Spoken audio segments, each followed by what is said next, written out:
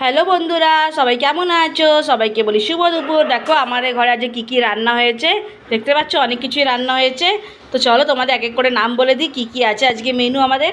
এখানে মেনুতে হচ্ছে একটা সাদা ভাত, এখানে দেখো ডাল, এখানে শাক ভাজা, এখানে হচ্ছে বড়ি ভাজা, এখানে হচ্ছে আলু ভাজা, পটল ভাজা, কুমড়ো ভাজা, বেগুন ভাজা, করলা ভাজা, আর এখানে হচ্ছে কাঁচকলা ভাজা।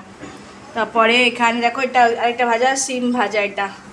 তারপর এখানে দেখো এটা হচ্ছে মাছের মাথা ভাজা, আহা হা কি দারুণ দেখতে লাগছে।